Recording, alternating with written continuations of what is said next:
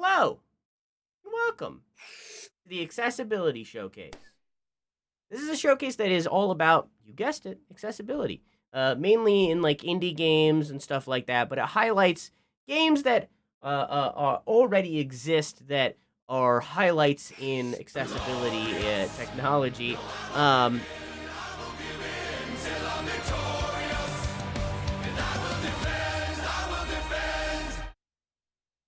It highlights games that already exist that feature accessibility and stuff like that, but also games that are new and upcoming that feature accessibility, that kind of thing. Time to start over. No, you're fine, Floof. You're completely fine. I just wanted to stop because this is a show about accessibility, so I didn't want to talk over it, and like sensory stuff. Anyways, let's get started here.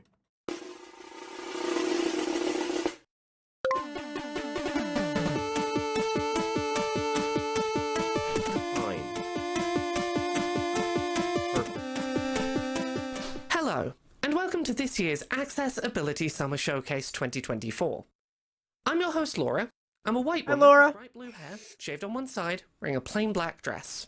I'll keep this introduction brief, as I know you're here to find out about cool upcoming accessible video games. The Accessibility Summer Showcase aims to be a place for disabled gamers to find out about cool upcoming and recently released video games, while knowing upfront if they're likely to be accessible for them upon release. While not every single video game showcase today is going to be accessible for every single disabled gamer, the aim of the showcase is that, wherever possible, there will be at least a couple of interesting games shown today that are going to be playable for you, no matter who you are. If you'd benefit from audio description or sign language interpreter support, there are... yeah, I guess I'll also do that. Hi, I'm a white man. I have brown hair. He, him. Wearing a blue button-up with popsicles and lightning strikes. And I also have a bunch of hooligans in chat. American Sign Language, British Sign Language, and audio-described versions of the showcase available on youtube.com/Laura K. Buzz. If you'd like to find most of this year's showcase titles in a single place, we have a Steam sale page this year. You can find it at the link on screen now. There you'll find this year's showcase titles to wishlist or purchase, alongside last year's showcase titles and a handful of demos. It's strange that she did the description of herself for like visual I was gonna say disabled people, but didn't read the link. It's https://store.steampowered.com/curator 450-10171/sale/accessibility with a dash after access. Summer Showcase 2024, all one word. That is all. This year's showcase doesn't have a sponsor, so if you'd like to support the Accessibility Summer Showcase, please consider supporting Accessibility at patreon.com/Laura K. Buzz. Your support helps the Summer Showcase to exist, alongside accessibility all forward slashes, yeah, and the Control-Alt-Access podcast. Now, without any further introduction, let's jump into the games. This is Elsie, the upcoming retro-inspired... Crap! It's doing it again. No! Okay, sorry, my thing messes up sometimes. Don't worry about it. The upcoming retro-inspired good. bullet hell action platforming roguelike shooter from Night Shift Games and Platonic Friends. Elsie isn't just packed with hyphenated genre tags and technicolor action, however. The Night Shift team have been hard at work to provide a host of accessibility features to make Elsie as accessible as possible to anyone who wants to play. If you just want to absorb the gorgeous style and play through the story... By the way, make sure you get your bingo cards. If you need the link to your old one, I just asked. ...against a particularly tricky boss fight. And to help you focus on the hyperkinetic on-screen action, there are modifiers to allow you to blur, desaturate, or even turn off the backgrounds entirely. There are also options for adjusting the amount of screen shake you experience to help with this even further. That's cool. Elsie is an incredibly powerful game, so it has options to assist those with color vision deficiency too. Options for player outline and enemy outline also allow you to adjust the hue to your liking, to make sure the Technicolor action is as visible as possible. If you need assistance with reflex mechanics, there will also be an option to adjust the timing required to correctly hit a parry, as well as following up with those all-important counterattacks. Depends on the game for me. So to recap, there's an invincibility mode, parry and counterattack timing adjustments, font size modifier, colorblind assistance, player and enemy outline options, rumble strength and screen shake modifiers, and options to blur, desaturate, or remove backgrounds. Elsie is a love letter to retro action platformers of old, while packing in plenty of new elements to give the genre a modern twist, and we want as many people as possible to be able to enjoy the experience. Please consider wishlisting the game on Steam today if you like what you see, and stay tuned to the Night Shift and Platonic socials for more info soon.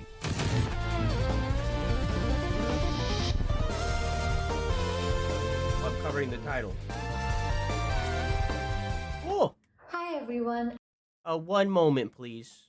I'm Ria. I am part of a two-person Hi, Ria. indie game studio based out of India called I Miss My Friends Studio. We're working on our first title, Fishbowl. Fishbowl is a slice of life coming-of-age story told over a month. There are no forced day-night cycles in Fishbowl, and you can take all the time you need to explore Alo's house. You video call loved ones and have branching conversations with them in a clear sans serif font. You work from home as a junior video editor. Here you match snippets to the correct track as per color or icon. I wish it was game this has easy. No fail state, and no matter how you do, your colleagues will cheer you on and support you. You sort through puzzles to rediscover childhood memories. No time limits or penalties here. Take your time to go through all the sentimental objects Alo has received, whether it's through keyboard, mouse, or the controller. Do care tasks and get to know yourself better one day at a time. Currently, Fishbowl Like, not only is it not that easy to edit, of sound effects and but, like, music, and also an there option definitely to is a turn fail off state. screen In real life, there definitely Make sure is. to have both visual and audio cues for important events. Take your time to notice them as there is no rush to respond. Our demo starts off with a content warning as it addresses and explores themes of grief, loss, loneliness, and isolation. We are a small team and we have a lot more to do before release. We are working on accessibility-specific settings like removing screen sway, turning off text effects and typing, providing a larger font size, an option to slow down video editing, and adding a way to skip the puzzles. We have a long way to go and we will try to do our best. We hope you will come along. Thank you. Waco the Mask Gatherer is an exciting third-person adventure game developed Oh yeah, this by was in a Sunn different game. Games. Showcase. Immerse yourself in the role of Waco, a mysterious gecko embarking on a quest to collect the most powerful mask of his world. Explore diverse landscape, from vibrant villages to dark forests. Each environment is carefully crafted to immerse players in a rich sensory experience, with ambient sounds everywhere, like bird songs, flowing water, and echoing footsteps on every surfaces, guiding your exploration. Our maps are thoughtfully designed to ensure clear auditory cues, allowing players to navigate with ease and fully immerse themselves in the world of Waco. Dive into a world full of quests and puzzles, from helping villagers to unraveling ancient mysteries. Our intuitive inventory systems make managing items a breeze, with color-coded references and clear icons, ensuring accessibilities for all players. And with the ability to customize sounds in the main menu, players can tailor the game to their preferences. Prepare for epic battles as you meet formidable enemies throughout your journey. Each mask grants unique abilities, empowering players to adapt their Never fighting really think styles about the and volume overcome sliders challenges. as an And accessibility with distinct feature, but they sounds for definitely every are. enemy, player can rely on auditory cues to anticipate and react to threats, making the game accessible to all. We are committed to making gaming inclusive for everyone. That's why we are doing our best to develop a colorblind friendly game with carefully chosen color palette that ensure clarity and accessibility for all players.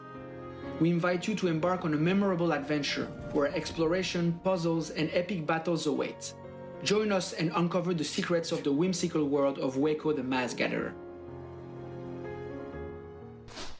Waco the Gecko. My name is Chad Michael Boughton. My pronouns are he, him. I am a blind podcast host, accessibility consultant, professional speaker, and this is why accessibility in gaming is important to me. I will always remember how back in 2019, when Kingdom Hearts 3 had just released, how excited I was to play the game. I had been a longtime fan of the series and was finally ready to experience the end of the trilogy. However, at this point in time, I was unaware of how bad my retinitis pigmentosa had gotten and just how much of my usable vision I really had lost. I can remember not only not being able to get through the first world, but just not knowing where I needed to go or what I needed to do to progress throughout the game. I will never forget how upset I was and how I ended up calling my mother and father, crying to them on the phone, and just telling them, hey, I think I have to give up on gaming. I think that because of my blindness, I can no longer keep gaming. And it was a pretty big thing for me because growing up, video games had been the best way for me to cope with losing my vision and just not being able to control what was going on in my life. I had all intentions to never play a video game again, and for the next 2 years, I kept true to that promise. I thought that I would go the rest of my life without playing another video game. But, in 2021, my brother-in-law, he sent me a text telling me about a game called The Last of Us Part 2 and how I should check it out, which I thought was crazy because I remember being able to play the game, the first game that is, back when I had usable vision. And I was just thinking to myself, there's no way I'm going to be able to play the sequel due to my limited amount of vision. And boy, was I wrong. I could have not been any more wrong.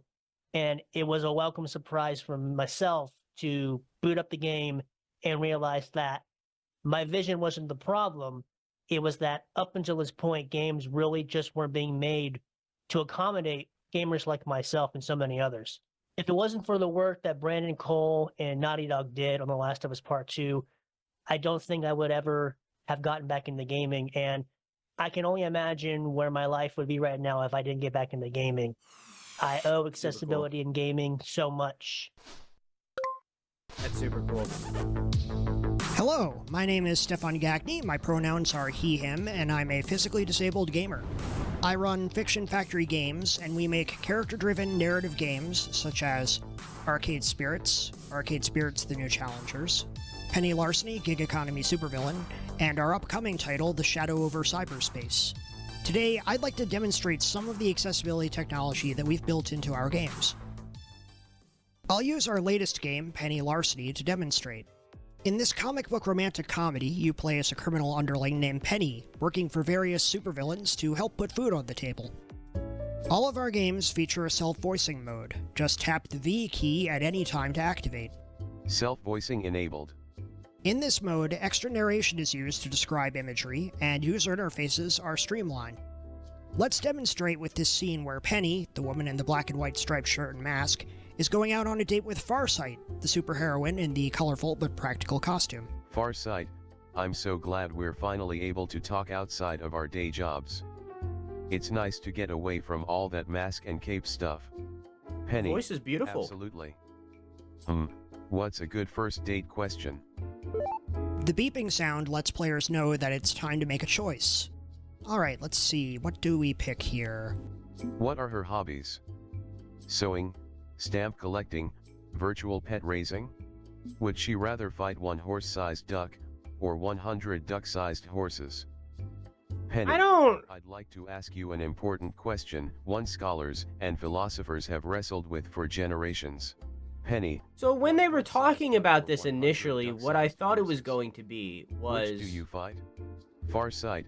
Oh, the voice explains their appearance and like the location and stuff like that. For sighted players, we have options to help customize the user interface to their needs. Wouldn't the solution to this just get... wouldn't a better solution to this just be getting voice actors? A simplified font for easier readability, and the standard open dyslexia font. These changes carry through... I mean, I understand, like, a lot of that time that costs, you know? And more. Dialogue is colored to match the speaking character. Like, I would do it. You can also invert the text box to white. Lastly, I'd like to give a little sneak peek into our next game, The Shadow Over Cyberspace. in which the Cthulhu mythos is retold through the apocalyptic lens of the Y2K crisis and 90s internet culture. In this game, we make use of video and screen filters to create retro computer effects. Seen here is an example of that, with an angry woman drawn in pixel art on a laptop screen, with a looping video of fire behind her, and an LCD filter on top. Nyarlathotep, speak your piece or go in pieces. Who are you, and what convinced you that approaching the crawling chaos was a good life decision? That's For players with photosensitivity, we've added the ability to disable these effects. You get the same visuals, but they're a static picture and easier on the eyes. The game also makes use of video during sequences where you watch television. We use open captioning to ensure everyone can enjoy this part of the game, and when using self-voicing mode, additional visual narration is added. Static gives way to the TV. This is what I thought it would be, yeah. WYGH-TV, Arkham, Innsmouth, Dunwich. A TV test pattern plays through static. Here is a world of communication, tailored for your needs of today and tomorrow, bringing together all people in a new era of understanding. Two teenagers visit a 1950s World's Fair exhibit on telecommunications. Moving forward, I'm hoping to ensure all our stories are as accessible as we can make them. Gaming should be for everyone. Thanks for your time, and have a good one. Hello, I'm Lucy Blundell, will have a the good indie one. developer behind Videoverse, which is a narrative adventure game focusing on character development, friendship, and love in the old-school internet. As a disabled developer, I wanted to include positive disability representation in the story, but the game itself has many accessibility features that I'd like to share with you today. Videoverse can be controlled using mouse, keyboard, touchscreen, or controller. There are no button combos, no quick responses required, no strobe effects, and the game is generally low pressure. Navigation is also large and clear, with audio cues upon selection. Videoverse is made in RenPy, the visual novel engine, which already includes several accessibility features. There's self-voicing and separate volume bars for sound, music, and voice. The default font can be switched for a clear, easy-to-read font, and all fonts are large and high What the heck do I contrast. talk about? If you miss a thought or conversation, you can check the log to see what you may have missed. And when it comes time to saving, you can manually save at any point or use the autosave feature. Though there are some additional features too. There is a typing noise during chat conversations, which can be turned off in the preferences menu. Closed captions are also available, but audio is not required to play Videoverse. And since Videoverse covers heavy topics, such as depression, abuse, and neglect, Holy! content warning list that can be accessed. The default Videoverse theme is black and white, clear and high contrast. But there are many different colour themes, some of which are colourblind friendly, and these can be changed at any time. And on the pause menu, there is a tip button in the top left corner. Use this to get a hint if you ever feel stuck. If there's a feature missing that you'd like to see, please send me an email at contact@gamesbykinmeki.com. Thank you so much for watching, and I hope you enjoy the old school experience of Videoverse. That's the whole play farm. Hello everyone, I am Sightless Combat. First off, thank you Sightless so Combat. much to the I think you were organisers here for last inviting me back last here. year. It's Yeah. amazing to be a part of this event once again.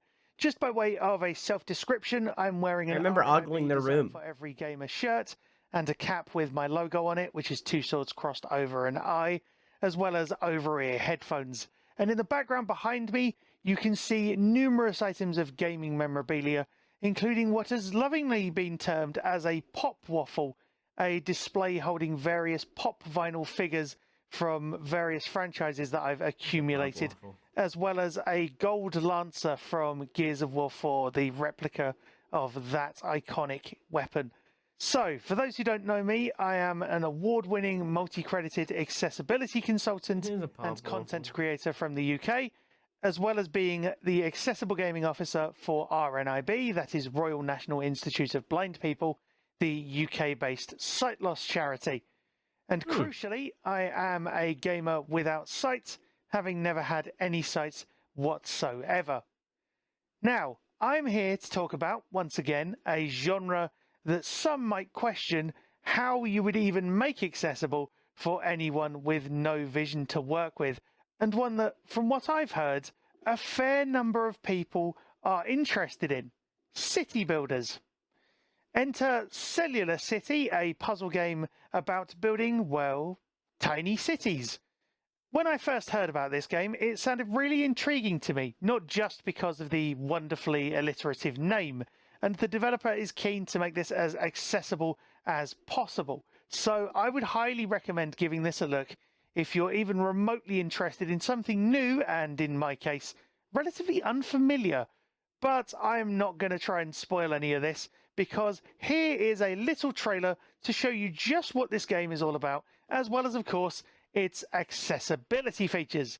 Here is Cellular City from developer Callum Deary. This is Cellular City, a puzzle game about building tiny cities. Cellular City's primary mechanic is rules around neighbouring buildings. For example, you can't have a steel foundry next to a block of flats. A3 is a flats. B3 is empty. B2 is empty. Foundry placed in B2. On the other hand, some buildings like each other, like stations and flats. C2 is a station. B2 is empty. Flats placed in B2. It has text-to-speech and audio description of levels, with a focus on accessibility for blind and low vision players. This includes settings to modify text-to-speech volume, rate, and voice, alongside keyboard and controller support. Start building. Level audio description starts automatically on level load, but can be reprompted by the player at any time. Describing city. A1 is empty, B1 is a rail, C1 is a rail, A2 is a hill, B2 is a mine, C2 is a station, A3 is empty, B3 is empty, C3 is a rail. Holy shit. The player's movement around the level. A2 is a hill. It's also described, A2, as are their actions on placing buildings. A3 is empty. A3? Flats placed in A3. The player can also prompt inspections of buildings to find out more about them. A flat's brutalist streets in the sky. Always controversial with neighbours near and far. So if you're interested in a puzzle game about the tensions in a modern city, check out Cellular City's demo on itch.io.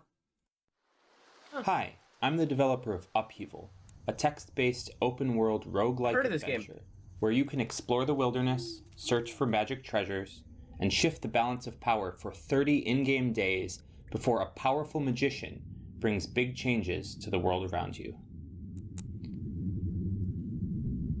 Upheaval is turn-based, with no timed actions and no complex controls. All text is big, easy to read, and high contrast. The background can be disabled, turned to dark mode, or both. Upheaval is completely blind playable without sighted assistance. You can use your favorite screen reader in the command line version.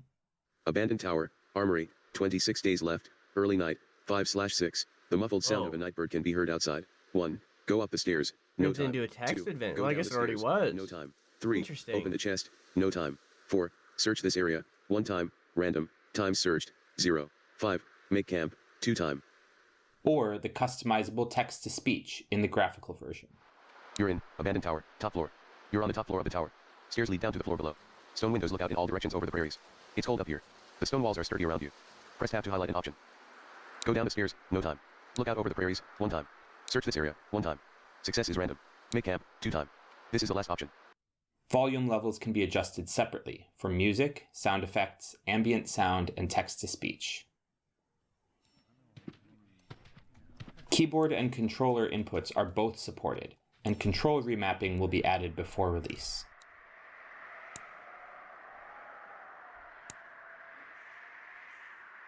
Difficulty levels can be adjusted either before or during each game. You can grant more in-game time, conjure items, teleport, I've been covering the time. use the rewind button planned before release, or any combination of these. Okay. There's a time in the upper right. A free right. demo of Upheaval on Steam today. Wishlist Upheaval on Steam to support this project. If you have any questions about accessibility, please reach out using my contact info at upheavalgame.com. Closed captions. Hi everyone, it's your host Laura here again. I want to take some time today to talk about a game that we wanted to include in this year's Accessibility Summer Showcase, and timings just did not work out for putting together a formal trailer to showcase this game. But I still really think that this game is doing some interesting stuff, and I think it is worth talking about. So I'm going to put together a little tease just to try and tell you a little bit about a game that I wish we could have included more formally here today. Okay. Periphery Synthetic is a chill, relaxed, non-violent Metroidvania that takes place in first person and is particularly notable for being designed to be able to be played without any visual input, to be able to be played purely with audio cues. You play as someone who has been tasked with surveying a planetary system in an upgradable exosuit, and are able to explore by following all sorts of musical audio cues that are built into the soundscape of the game to collect materials that will allow you to craft and upgrade your movement abilities, while doing this sort of non-linear exploration of a planet.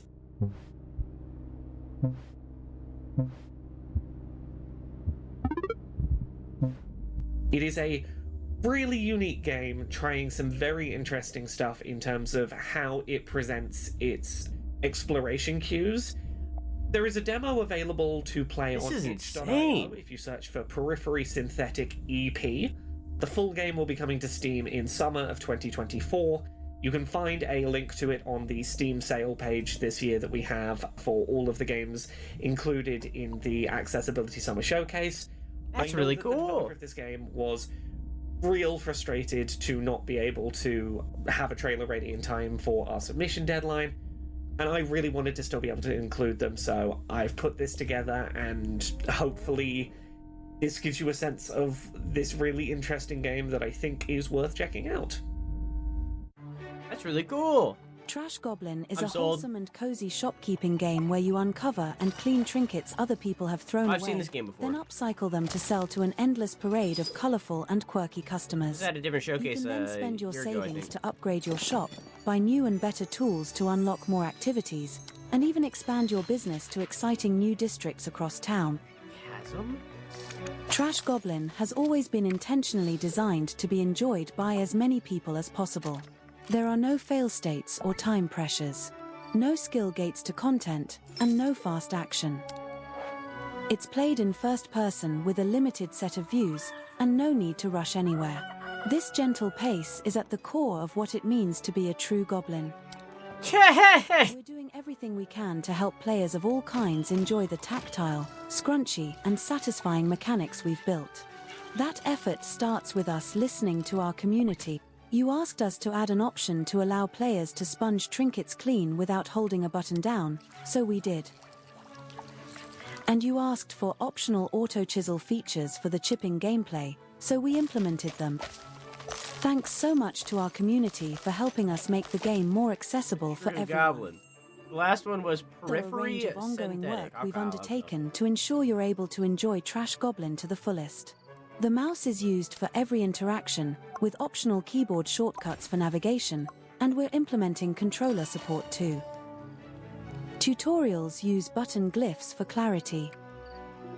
And the game's default font uses a clean and readable sans serif typeface with user-defined sizing. During conversations, the player can skip the text's appearance, and a button press confirms they've read everything. And there are a selection of audio and volume settings to take advantage of, plus text speed settings and more. But of course we want to do even more, so please consider wishlisting the game on Steam, and play the demo there now.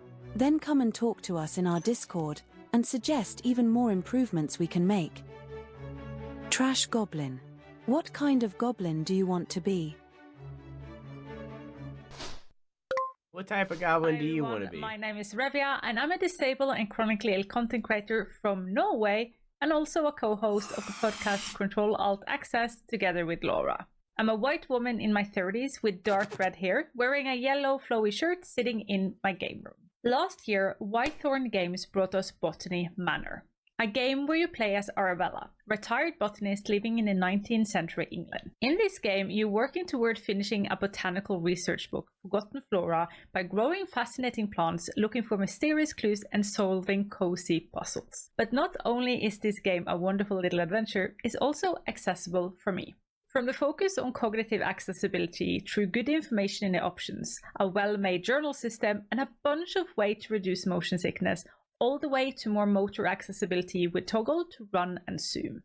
This game feels like it was made for me.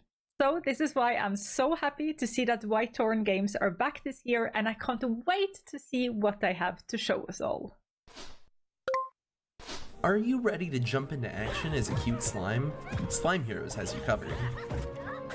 In this adorable Souls-like 3D action-adventure game, you have a myriad of options available to make the experience more accessible. Enemies and bosses have different damage scales, allowing you to up the challenge or cushion the blows. You can also slow the enemy's attack speed, or increase your own stamina recharge. You can extensively change your cursor this person sounds and visibility based on your preferences. Extremely like the ability to toggle on double jump for more control and distance in platforming sections. Timed puzzles can also be made longer so that you can have more time than you normally would to complete sections. You can outline your slime with either black or white to contrast the many colorful environments of the game for improved visibility.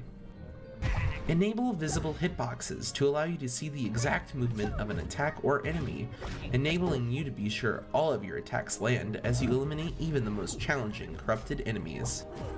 This is just a sample of the things to come from Slime Heroes. It's cool.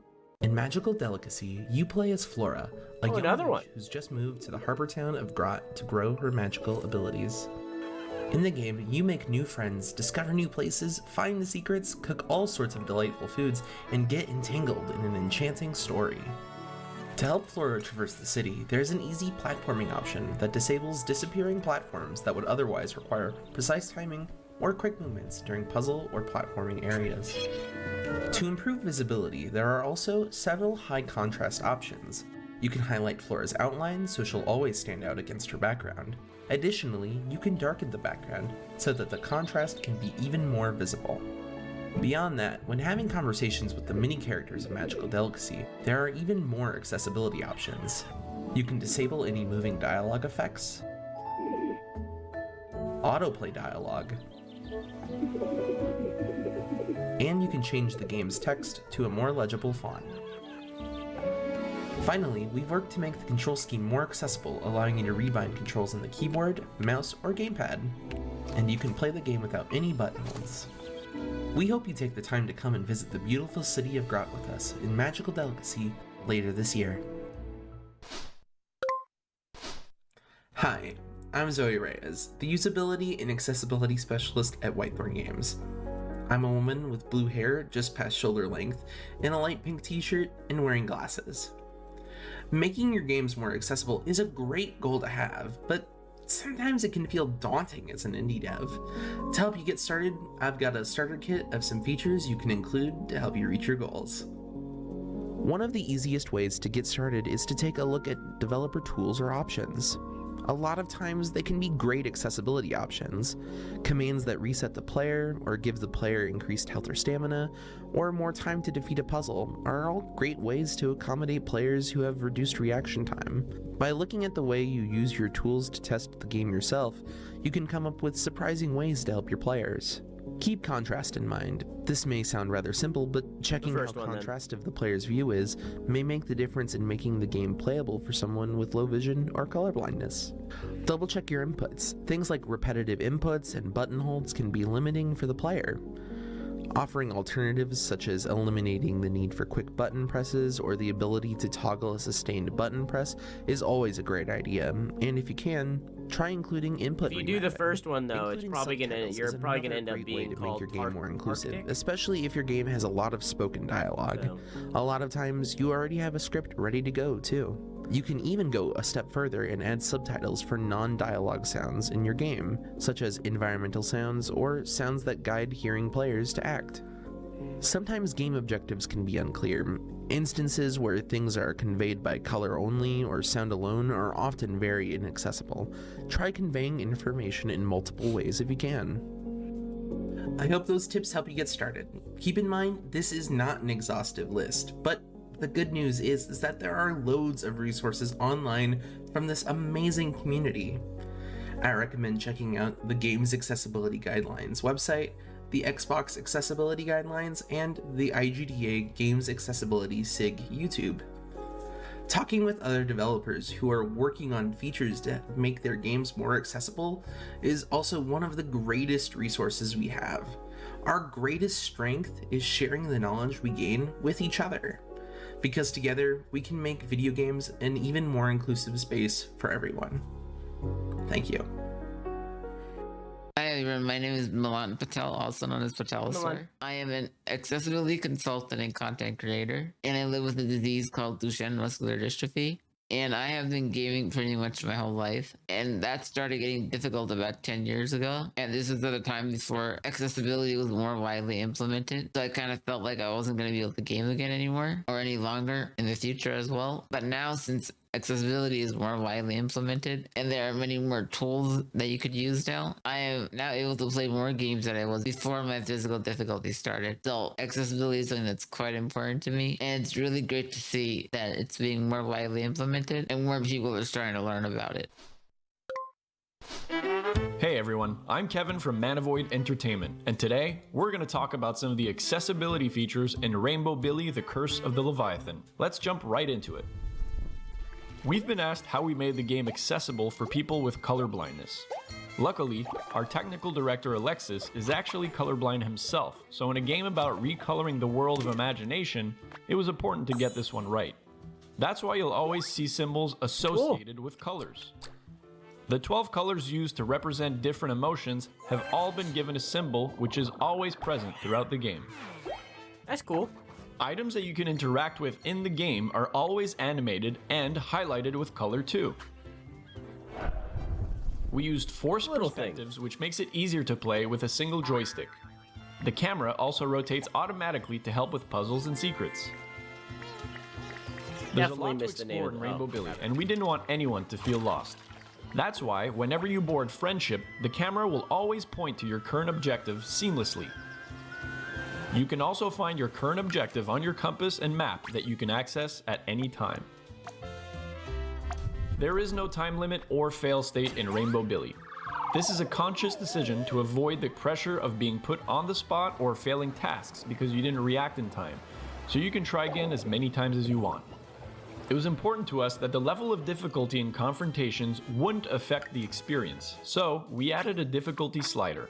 Lowering the difficulty doesn't change your strategy, it just gives you more leeway for errors by reducing damage taken. There's also a few options to tweak how dialogue is displayed. We've made dialogue fun to read with a lot of animations and effects. However, we know this can make the text harder to read for some people, so we've implemented the Open Dyslexic font, a dyslexia-friendly option to make it easier to read. Try making the L a capital I. You can also change the speed at which dialogue is displayed,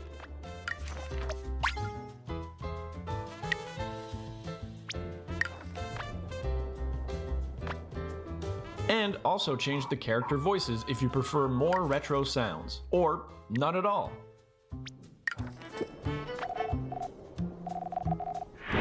Rainbow Billy: The Curse of the Leviathan has so much more to offer. If you'd like to give it a try, head over to our Steam page and get ready to recolor the world. Thank you for your time and have a great day. Rainbow Billy: The Curse little game. of the Leviathan.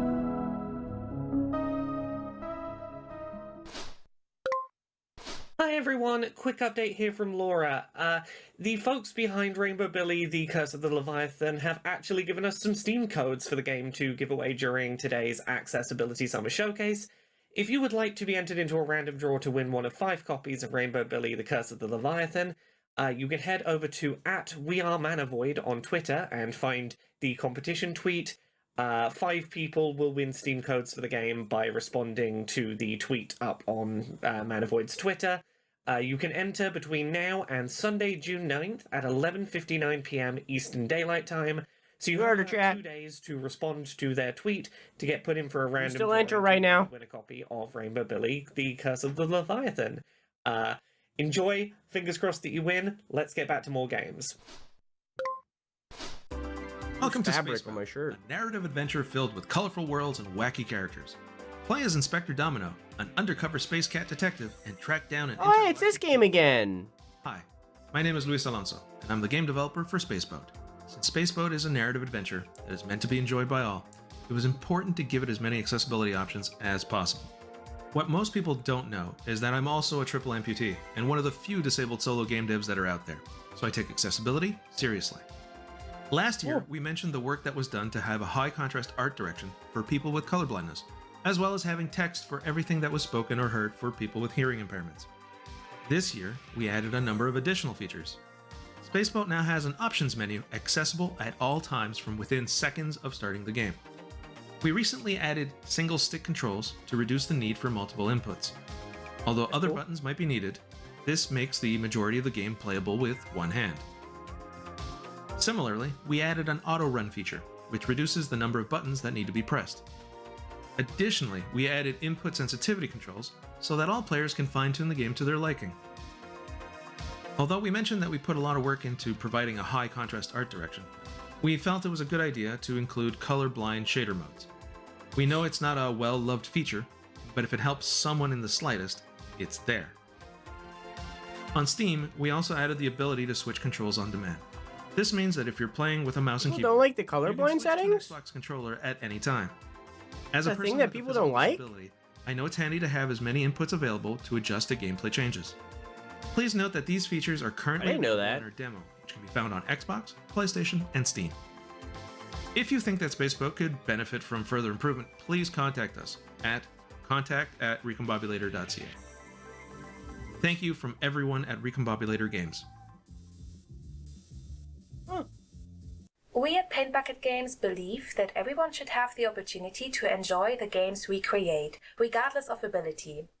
We are currently developing The Darkest Files, a historical investigation and courtroom game based on true crime. Luckily, it's becoming easier for big devs We want our games to be inclusive and welcoming to all players, which is why we've implemented several accessibility features. For one, players can choose their own difficulty and even customize it further to match their needs. The Darkest Files also features mouse-only gameplay. This allows players to play the game just by clicking with one hand, making it accessible to those who use adaptive controllers as well. In addition to mouse-only gameplay, we've also made it easy for players to switch seamlessly between input devices, such as keyboard, mouse, or controller. Of course, their sensitivity can be adjusted as well. Since players work with documents while investigating, we are also very mindful of the readability of our fonts and texts and always offer a transcription. Yeah. For dialogues, there are real-time subtitles available. While developing, we are in contact with testers with impairments and want to continue to learn about accessibility. Cool. Hi everyone, Laura here again. Hi Laura. Thank you so much for tuning into this year's Accessibility Summer Showcase. As a reminder, we have a Steam sale page for this year's Summer Showcase, so you can find most of this year's games all in one place on Steam if any of them caught your interest. We've got one final trailer for you before we wrap up, but before that, I want to make a quick announcement. The Accessibility Summer Showcase is a bit of a passion project for me, and it's something that I find a lot of joy in producing. As such, I'd like to try expanding it just a little. In December of 2024, I'm going to attempt to publish the Accessibility Winter Showcase. It'll be just like the Summer Showcase, just happening at the other end of the year. Oh. The hope is that we can provide a spotlight for accessible video games whose announcement windows might not line up well with our usual summer event. If you're a developer who would be interested in featuring in the Accessibility Winter Showcase, email laurakbuzzofficial@gmail.com and we can discuss specifics. More official information will be made available in the coming weeks. There's no guarantee that the Accessibility Winter Showcase will return in future years, but I'd like to give it a go and see if it's something that I can publish sustainably. Thank you all again for watching. Please enjoy our last trailer, and I hope you have an accessible day. Okay, thank you. Hey everyone, I'm Darren, I heard that the before. That's developer cool. of Dawnfolk, a miniature survival city builder about bringing light back to the world. I designed Dawnfolk to be the perfect entryway into the city builder strategy game genre. It's a simple game without complex menus to navigate or endless tutorials. A unique element of Dawnfolk is that you can collect resources by playing small, exciting minigames. But one day, a player contacted me and told me he could not enjoy the game because those minigames required too much button mashing and dexterity. That made me so sad that I quickly updated the demo within the hour with a button to disable the minigames. He was very grateful, and watching him play afterwards really motivated me to add more accessibility features. Unlike most strategy games, Dawnfolk is completely playable with any controller you like. Whoa! You can activate haptic feedback to better understand what's happening in the game. Dawnfolk is also a narrative game, where you can reshape the story. The text is big, but you can change that 8-bit pixel font to a more readable one. You can also open the journal to read previous dialogue entries in case you need a little reminder. There are only a few key information on the screen at any time, and everything is big enough to make sure you can easily read it. The game uses signs, shapes, and high contrast colors, so you can play it whatever type of color blindness you might have. You can also activate a narrator that's gonna read everything for you. Yeah, they did. Meadow. Forest. A Guitar Hero guitar, Plain. but Tense. same difference. Wheat field. Awesome, the wheat field produces food every day. There are tons of audio cues, but you can also perfectly play the game without any sound. Dawnfolk plays in real time, however no worries, you can pause time whenever you want. The game can be played with different levels of difficulty, and you can save anytime, so don't worry about making a mistake. If you're stuck, Lueur will always come back to you with some advice. There's no jump scares in the game, but you do have a few screen shakes and flashes that you can disable. The game is still in development. I got a bud named Nico Hart who beat Play the Elden demo on Ring Steam using a and let me camera. know what you think. Have fun! If you're watching on Twitch, stay tuned for a live stream showcasing demos for Fishbowl, Dawnfolk, Magical Delicacy, Cellular City, Periphery Synthetic, and Trash Goblin. I'll show you real quick in a minute. That being spoiled for Hades right now. That was the accessibility showcase. In that show, sorry, my bad. In that show, we got Elsie, Fishbowl, Waco the Mask Gatherer. Again, we've had that before. Penny Larceny is a pre-existing game. You can go and get it right now. It wasn't a new announcement. The Shadow over Cyberspace, Kinmoku, Cellular City, Upheaval, Periphery Synthetic, Trash Goblin, Slime Heroes. Excuse me, I'm boiping a second time. Magical Delicacy, Rainbow Billy, The Curse of the Leviathan, Space Boat, The Darkest File, and lastly, Dawnfolk. Again, we had that in a previous showcase. But that was the accessibility showcase. Once again, a showcase focused on the accessibility of video games and how to make video games accessible and getting that kind of stuff well known. Not necessarily any games here for me, but that's not really what it's about. It's about making this stuff known so that games that are for me or are for others are made accessible so that anybody can enjoy them. I watch this show every year and will continue to watch it every year, or I guess twice every year if the winter showcase picks up. Not because I need it. I'm not disabled in any way as far as I know. Not right now, at least. Life can happen. So, I'm not really watching these showcases for me, necessarily, nor am I really necessarily watching it for you. I'm really watching it so that it gets more known and games can be enjoyed by anybody. So that games can be enjoyed worldwide, no matter what's going on in your life. So I hope that this year is as or more successful than the previous years, because clearly the last year was successful since Laura is still making these, so that they keep going, because like this is the kind of stuff that needs to be talked about a lot more and needs to be known, so that not only indie devs but AAA devs can start making games more accessible, like Sony did for The Last of Us and God of War and Spider-Man, or like these accessible controllers and so on and so forth. This kind of stuff needs to be known so that more of these studios make their games accessible to all. But regardless, I still hope you found a game that's for you, both people here live and those here otherwise. Thank you all for watching. I love you. Mwah!